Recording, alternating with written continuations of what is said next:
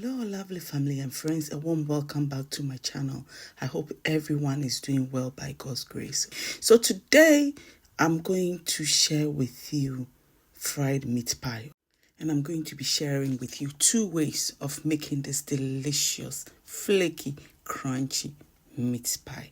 So what I will require from you today is to pay rapt attention to what is going to happen, okay, to this recipe.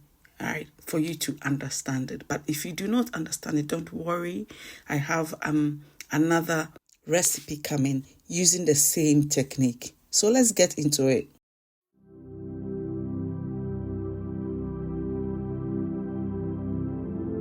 So first of all, I'll start with the filling. Okay, so I have my vegetables. Here is my minced beef. Okay, so what I'm going to do, I'll add in some onions, right, to cook with it. Okay, and then some green chilies. Okay, green fresh chilies, right. And once it fries for 1 to 2 minutes, I will add in I'm adding my garlic salt, and then I'll add in some aniseed. That's what you just saw there, right? And I've added in vegetable bouillon. Here goes in my cabbage. So I'm going to just, fry it a bit with the beef, the minced beef, okay? And then that is oregano that I've just added. Okay, so here I'm going to add some Worcestershire sauce. It is very, very tricky to pronounce. Worcestershire sauce, okay? Worcestershire sauce. Okay, so I've added in some corn flour because there'll be juices coming out of this, and I want the juices mixed with the corn flour to give it a bit of like slurry around it, or make it a bit moist so that it's not too dry. I don't like dry meat pie filling, okay? Yeah, I want it nice and succulent. Okay, so I've added my red and green pepper, and I'm adding a little bit salt, okay, to taste, because you have to taste it, right? And that is ready. So I'm going to add some nutmeg to my plain flour. I'm using plain flour here, and I'm giving a good stir. So what I'm going to be doing is I'm going to put all the measurements for you, okay? I'm going to make 2 doughs. Okay, one is going to be the water dough, and one is going to be the oil dough, okay?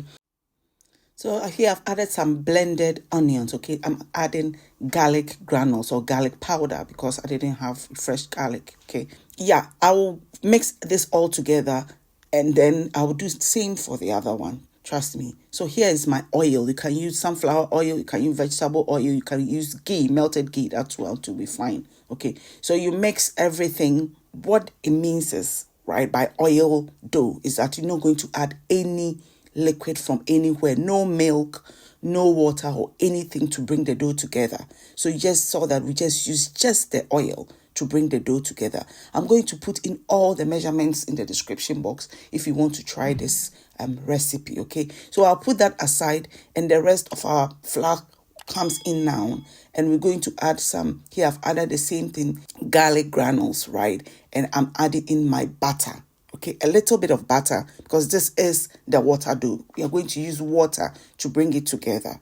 Okay, so the onion, the blended onions, we didn't add it now because I'm going to be adding the water to it to mix with it, so that it's easier to combine rather than mixing it in with the flour. That one can be a bit, a little bit more work. So here that goes in now. And then I'm going to mix everything to bring the dough together. So we're using water to bring the dough together. This recipe is more of like a friendly way or an easy way of making puff pastries. If you're not familiar with puff pastries is just an idini no honamse. The name and the body of puff pastries, like they are the same. They resemble each other, right? It is puff. The pastry is puff and puffy, right? So I'm going to divide my dough into 3, both doughs into 3, right? I try to measure it so that I know that I have the same, measurements. I want all of it to be the same. I don't want some to be bigger than the other. They all have to be the same, right? So now I'm very happy with the measurements, even though they may not be accurate. So now I need you to pay attention to what I am going to do right here, okay? This is the first technique, okay? So for the first technique, you open up the water dough and you put in the oil dough, right? And you wrap it round nicely, okay? Make sure that your water dough is thick enough to cover, not very light, otherwise it will break. So about 1 to 1.5 centimeters thickness. Okay, make it thick to cover the oil dough, and then you start to roll. So we want a little bit of puff pastry effect. If you baking this is perfect for baking, but because we'll be frying it, it's going to make it more crunchy, right? And it's not like very, very advanced puff pastry. So it's not going to be that kind of puff, but it will be puff enough. So what I'm doing is making a book fold, right? So I'll do it again for you to see. I'm making a book fold, and you fold it. I just copy what I'm doing. A book fold. Fold it into 3. And then you fold it over, and then you roll it, right? So this trick right here is a tip that you can take with you, whether you are making a normal meat pie or not. You know, the one we do all the time. This is what I am doing. You can use that technique, and you can make your meat pie a bit more flakier. Once that is done, you have to be careful because it can break. The water dough can break. So make sure your water dough is thick enough, right? So once that is done, we're going to cut it. You roll it into a log and you cut it. And this is how it is. You can see the oil dough layered in the water dough. Yes, right. I hope you get what I mean. Okay. So, so I'm going to cut all of it and set it aside. And then when we finish with the second technique, we'll come to roll, because the rolling there is all the same. Okay. It's all the same, right? So this is my favorite bit, okay, for fried meat pie. This is the second technique. The same way, you don't have to worry about the water dough being thin, because we are going to mix it. So idea is that so that the oil dough is littered in the water dough. I hope I'm trying to make some sense, okay? The oil dough is littered. So if you can even just pop it into vantage points in the water dough and then roll it, that'll be okay. But I prefer to mix it, sort of try to mix the dough together, but then not very thoroughly, right? So once that is done, you roll it. So as you see me, we're going to make the book fold. Roll it out try as much as possible for it to be square. Then you fold one end to the middle and the other end to the middle to meet. And then fold it back together, okay? Becomes like a book. And then you roll it out again. You roll it out as much as you can, as thin as you can, because you're going to now roll it and then form it into a log. Just roll it into a log. Hey, and then the assembly you're rolling. So you can roll it as thin as possible, okay? And that will give you a lot of layers when you roll it. This is my favorite one for the fried one. You get, once it's done, you see the nice scallop, design on the pie, but then it's not too flaky and too crunchy like the first one, okay? Right. So this is how we roll it. And as I was saying, this is one of the easiest way you can make your normal meat pie. You roll it into a log and then you cut it into just small sections, as I've done here. And then you roll and fill it out, okay? So you have to be intentional with when you're rolling this. If you want to use that for your normal meat pie, you just have to be intentional in your rolling so that you don't over roll it. You just roll it to the size that you want.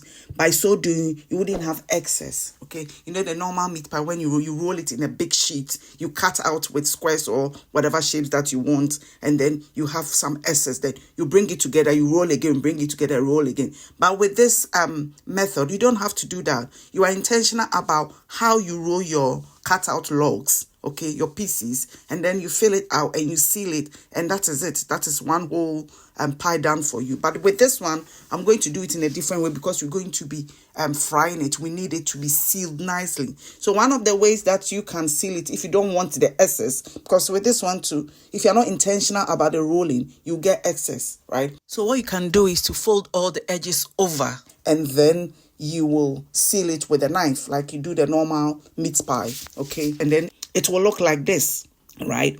But yeah, another way that you can do it, that is my preferred way, especially to make it nice and very, very presentable, okay, is to roll it out. As I said, you can be intentional about the rolling and roll it to the size that you want.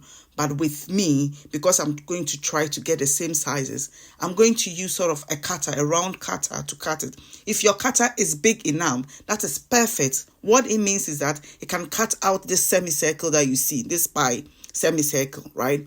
It can cut it out perfectly, but mine is not big enough. You see, it's not big enough, right? So what I'm going to do is I am going to seal it with a fork and then use that cutter to cut it out. You see what I mean? Because I need to show you. I can't explain it. So I'm just going to use it to cut it out so that I have a clean edge.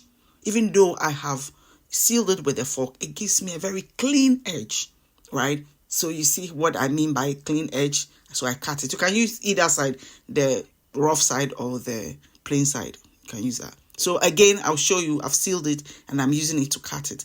You see that when it's all done, they all have the same shapes and sizes. And look at that. Very beautiful. Lovely. I should have brought it near for you to see the, the intricate scallops, that design that I was talking about, the scallop design. So it's time to fry. Our oil is hot and now we are frying. So you have to understand that here we are not frying the meat inside. The meat is already cooked. I'm just frying the dough. So make sure that you don't over fry it. There's a baby wahosa. You don't over fry it. Charlie, if you watch up to this stage, and I thank you all for joining me here. You are just amazing people, right? Just consider subscribing if you like what you see and you are new here, right? Or if you're not new here, you always come watch, you not subscribe. Please consider subscribing. Because, well, if you come the second time or the third time, it means you like what you see. That's why you are here. So, thank you all for supporting me, pa. So I fried it to my preference. It looks nice. It looks nice and golden. Don't forget that when you take it out of the oil, it will keep frying. So make sure that it's like light golden. And as it's sitting outside, it will brown to the perfect color for you. Okay. So medium low, you fry it. And this is the second one, or probably the first one. The one that we folded, the first, technique, right? This is what it gives you. Look at how beautiful it is. But once it cooks, because we are frying it, the oil goes into all the layers and it makes it very, very crispy. That is why I said the best way or to cook this particular technique is to bake it, to make it very, very nice for you. So here we are, beautiful. We're going to break it. The back is nice and crunchy, breaks in. It's just a beautiful recipe. I saw it on the internet somewhere and then I replicated it. So it's not an idea that I know. Someone did it. I saw it and I've done some. I'm like, let me apply it to my boring Ghana meat pie and look at that. Very beautiful. So just listen to this one. Very crunchy.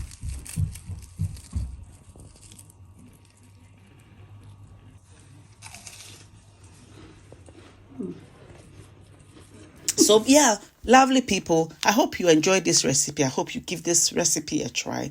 Thank you all for joining me. God bless you. And I'm going to definitely see you in the next one. Bye.